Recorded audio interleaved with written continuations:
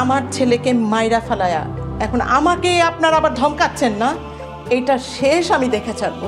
আপনি বারবার বলতেছেন আমার মেয়ে আপনার ছেলেকে মেরে ফেলেছে। হ্যাঁ, আপনার ছেলে আপনার ছেলের দোষেই মরেছে। বিআইন সাহেবা, আপনি কিন্তু মাত্রা ছাড়াই কথা বলতেছেন। আমার ছেলেকে নিয়ে আর একটা কথা বলবেন তাহলে কিন্তু খুব খারাপ হয়ে যাবে। যা সত্যি তাই বলছি। হ্যাঁ, সত্যি কথা শুনতে আপনার গায়ে এত নুনের ছিটা লাগে কেন? আপনার ছেলে আমার মেয়েটাকে রেখে অফিসের কোন ম্যাডামের পিছে পিছে ঘুরঘুর করতো। হ্যাঁ, আর আপনি এখন বলছেন আপনার ছেলেকে আমার মেয়ে মেরে ফেলছে। আপনি আর আপনার মেয়ে মিলে আমার ছেলের নামে কি যুক্তি পরামর্শ করতেন আমি সব জানি। আরে অফিসে গেলে স্যার ম্যাডামের সাথে কেউ কথা বলবে না, সারাদিন এমনি এমনি বসে থাকবে। হ্যাঁ শোনেন, আপনার ছেলে অফিসে গিয়ে শুধু কথাবার্তা বলতো না, ম্যাডামের সাথে কি কি করতো, কি কি না করতো, কি কি বলতো, আমার মেয়ে আমাকে সব বলছে। মা, তুমি একটু চুপ করে বসবা? হ্যাঁ, আমি তোমাকে কি বলছি? আমি শুধু তোমাকে বলছি ম্যাডামকে নিয়ে একটু ঝগড়া হয়েছে।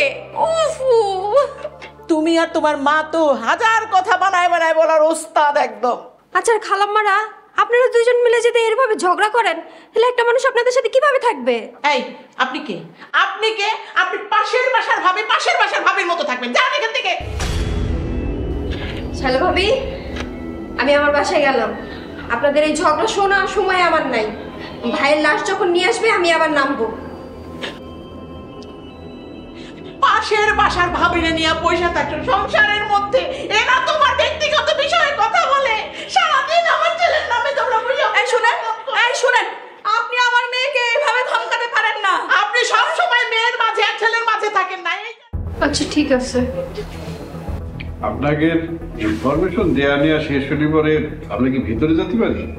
জি শেষ। আর যদি কোনো ইনফরমেশন জানার থাকে পরে আইসা আমার জিজ্ঞেস করেন, আমি সব বলে দেবো। তাকে অনেক ধন্যবাদ। আমাকে আর কিছু জানা লাগবে না। চলো ভেতরে যাই। দাসকে যে গোসল করাবে সে কি আসছে? জি আসছে, ওই যে ওইখানে আছে।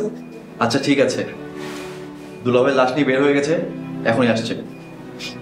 ও, আপনি চাইলে আমাকে শায়লা ম্যাডামের ভাই? জি। এরকম কিভাবে হলো? মানে আপনারা কখন কিভাবে জানলেন? আজকে সকালের ঘটনা। রাস্তায় অ্যাক্সিডেন্ট হয়ে পড়েছিল, লোকজন নিয়ে গিয়ে হসপিটালে দিয়ে আসে। হসপিটাল থেকে আমাদেরকে ফোন দিয়ে জানায়। শায়লা ম্যাডামের এখন কি অবস্থা? উনি সুস্থ আছেন তো? আপা আমাদেরকে ফোন দেওয়ার পর বাসায় অজ্ঞান হয়েছিল। আমরা আসার পর আপার জ্ঞান ফিরে। আপা এখন সুস্থ আছে। ভালো, তাহলে করে আমরা উপরে যাই। চল। আচ্ছা, উপরে যেতে পারি।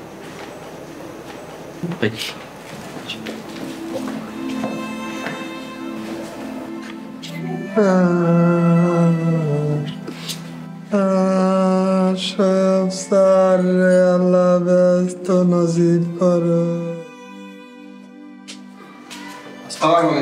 ওয়ালাইকুম আসসালাম। আচ্ছা, এটাই তো শোয়েব স্যারের বাড়ি, তাই না? জি, এটা শোয়েব স্যারের বাড়ি।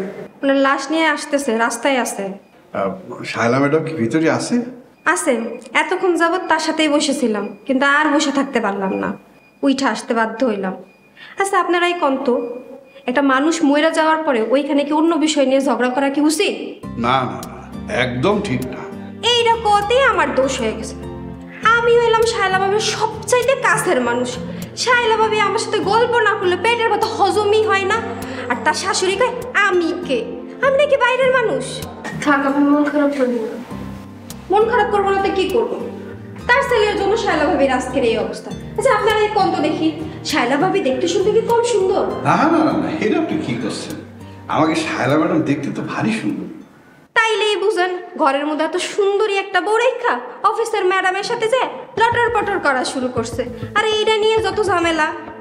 না না, এইটা করা একদম ঠিক হয়নি। আমি ভাবি রে এত কইরা বুঝাইছি, তারপরও ভাবি বাইরে টাইট দিয়ে রাখতে পারে না। আর এখন তার শাশুড়ি আইসা বলে আমার ছেলের চরিত্র নিয়ে একটাও কথা বলবো না। আচ্ছা, এই যে আপনি যেই ম্যাডামের কথা করছেন, তারে কি আপনি কখনো দেখেছেন? নাম ঠিকানা বলতে পারবেন? না, ওনারে দেখিনি। তো ওই খবিস মহিলারে যদি আমি পাইতাম তাহলে আমি তারে বুঝাই দিতাম অন্যের স্বামীর সাথে লটর পটর করার মজাটাই কি। আচ্ছা ঠিক আছে, আপনি উপরে যাচ্ছিলেন, যান।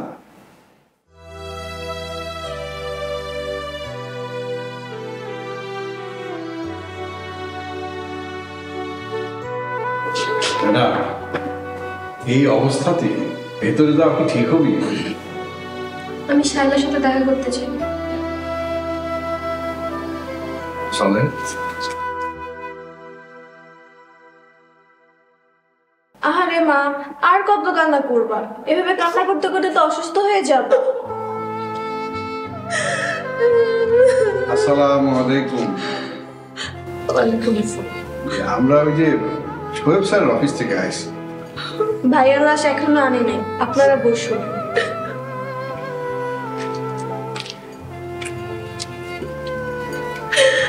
ইনি হচ্ছে আমার আম্মা। উনি কে? যে উনি হচ্ছেন আমাদের অফিসের ম্যানেজার। ম্যানেজার। আমরা অনেক দুঃখিত। আপনারা দুঃখিত হবেন কেন? ছেলে তো আমার মারা গেছে, তাই না? আপনি দুঃখিত হবেন কেন? আমরা সবাই শোয়েবকে অনেক ভালোবাসি।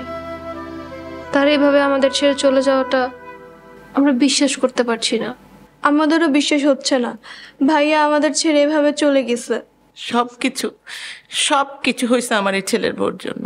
ও যদি আমার ছেলের উপর এরকম মিথ্যা অপবাদ না দিত, তাইলে এত বড় একটা দুর্ঘটনা ঘটতো না আমার ছেলের জীবন। আসলে ম্যাডাম, এটাই হচ্ছে দুনিয়ার নিয়ম। মানুষ সবাইকে একদিন না একদিন চলে যেতে হবে।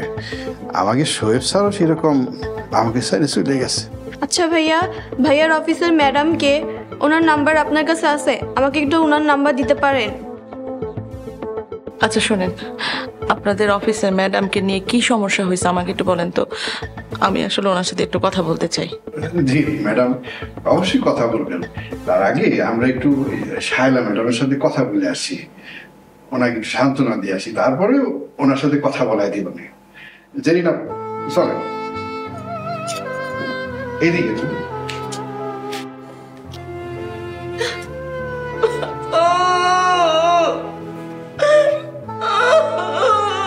একটু পানি খাওয়া, একটু কিছু মুখে না দিলে তুই তো মরে যাবি না খেয়ে থাকতে।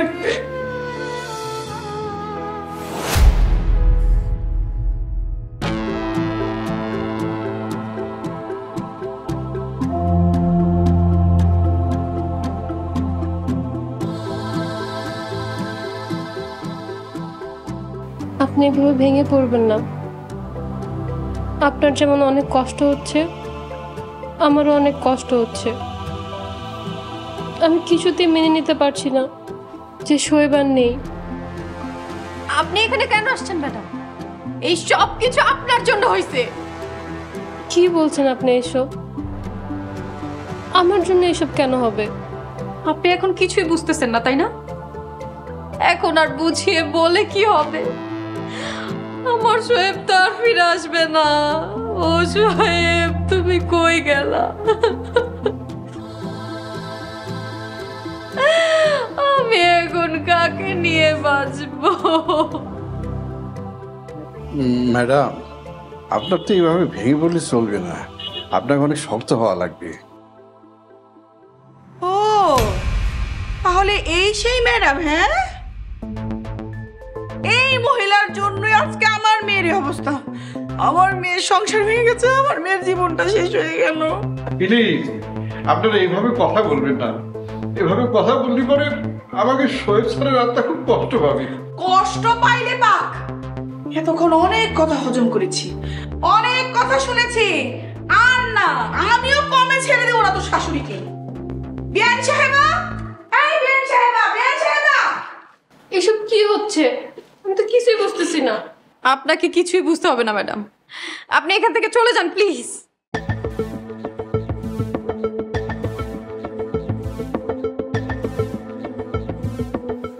শোয়েবের লাস্ট না দেখে আমি এখান থেকে যাব না। তার লাশ দেখে কি হবে? আপনি এখানে যত সময় থাকবেন আমার তত বেশি কষ্ট হবে। আপনি এখান থেকে চলে যান। আপনি বোঝার চেষ্টা করুন, শোয়েবের সাথে আমার তেমন কিছুই ছিল না। আমরা শুধুমাত্রই ভালো বন্ধু ছিলাম।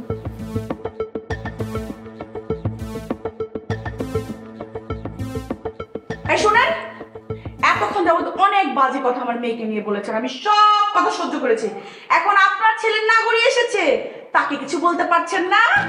খবরদার আর একটা বাজে কথা আমার ছেলে সম্বন্ধে বলবেন না, আমার মরা ছেলে সম্বন্ধে বলবেন না, আমি সহ্য করবো না কিন্তু। যা সত্যি তাই বলেছি। বাজে কথা, বাজে কথা তো এখনো বলা শুরুই করলাম না।